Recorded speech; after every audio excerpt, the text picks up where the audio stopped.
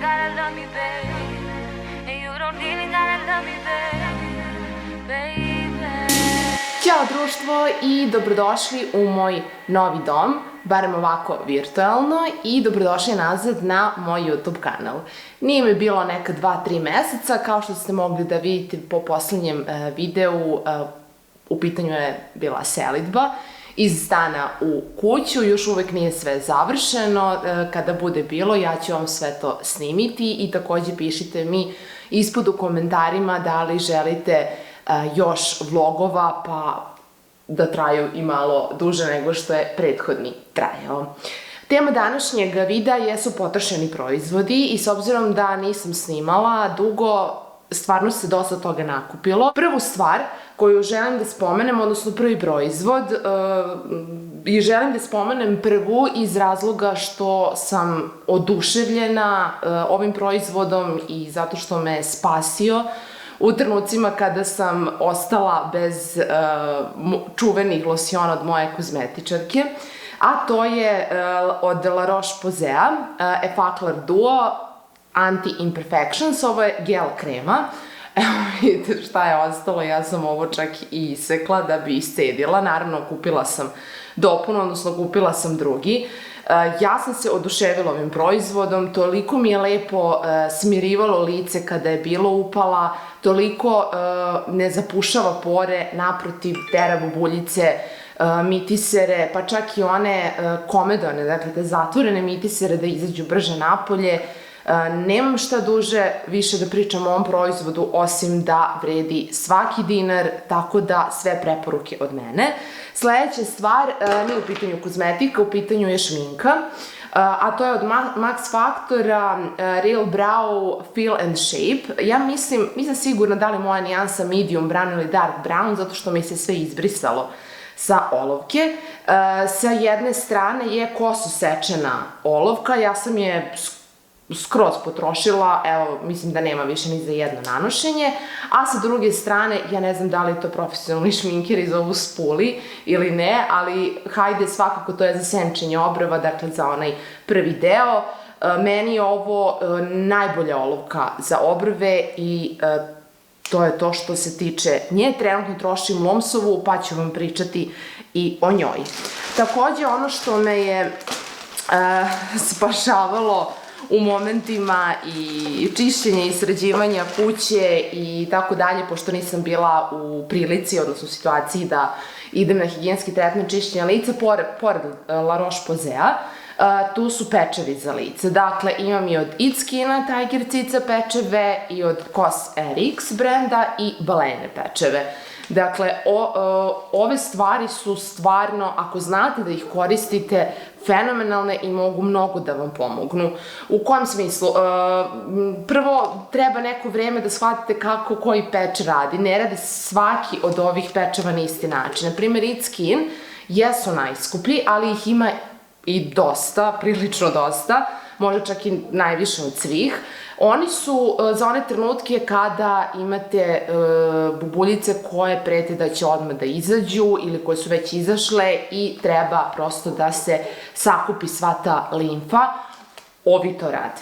Baleni pečevi jesu najjeftiniji, ja ne znam da li su oko 300-400 dinara, ali oni izvlače potkožne bubuljice. Ako ste uporni i ako imate strpljenja, onda je ovo prava stvar za vas. Sporo rade, moraju da rade zajedno sa nekim drugim proizvodom, sa nekom kremom za lice, gelom, protiv bubuljica svakako, i onda nakon toga naneti peč, nekoliko dana zaredom nanositi na isto mesto i vidjet ćete kako će ta nekako potkožna bubuljica se više i više da izlazi napolje i onda na scenu stupa It Skin, a Cosrx, ovi hidrokoloidni pečevi za lice, njih ima malo, mene jako nervira što ih ima malo, a skupi su i retko kada mogu da ih uhvatim da ih kupim više da imam. Najčešće se desi da bude samo jedan u DM-u. Oni služe da nekako umanje tu upalu. Dakle, ako vam je stvarno, na primjer, od maske izašao tu negde na bradi, kada su onako, baš onako, one potkožne, koje vas čak nekad i bole možda na dodir i tako, prvo se uhvatite i ja se hvatam za ove, jer stvarno posle jednog samonanošenja vidite da se već onako sužava polako ta upala. Tako da sve preporuke za ove 3 vrste pečeva. Sledeća stvar, odnosno proizvod kojih sam potrošila, jeste od Aphrodite Rebalance Solution Tonic, Anti-Pollution Tonic sa hamamelisom i limonom i probioticima.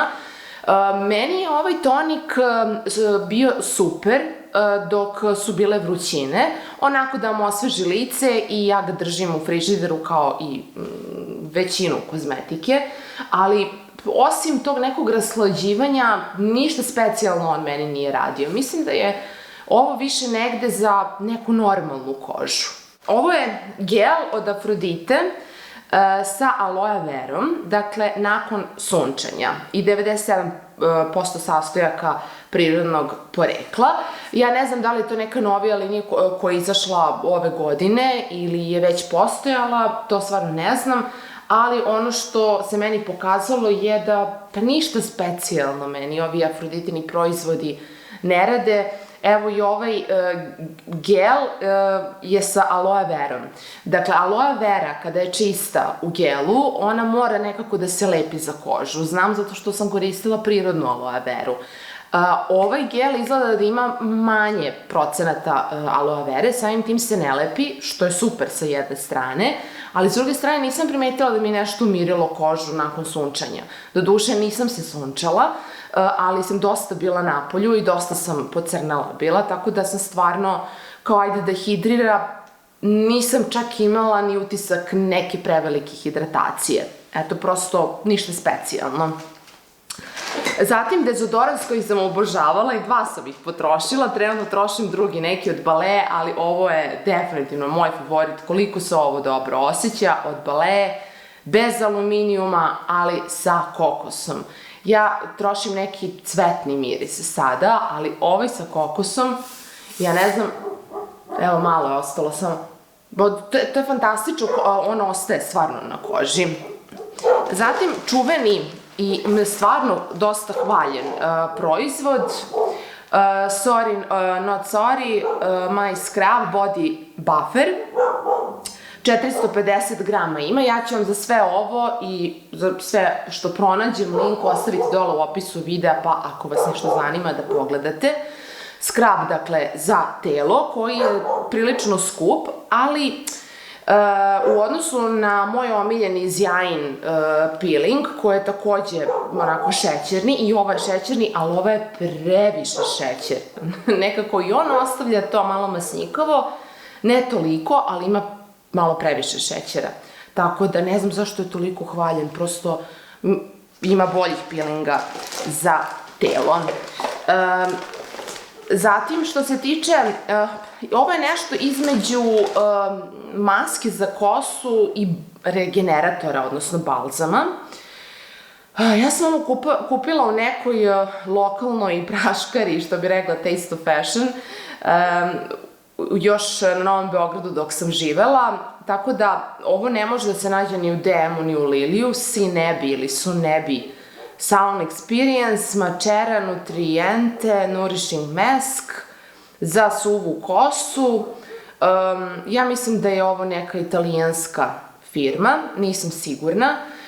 Preporučila mi je žena koja radi tamo, trajalo mi je stvarno dugo i pre leta i tokom leta, prelepa, ne otežava kosu, ne masti je, dovoljno je hidrira, dovoljno mekša koliko treba, dakle, mislim da je ovo nešto između balzama i maski za kosu, 200 ml ima, ja sam se oduševila ovim.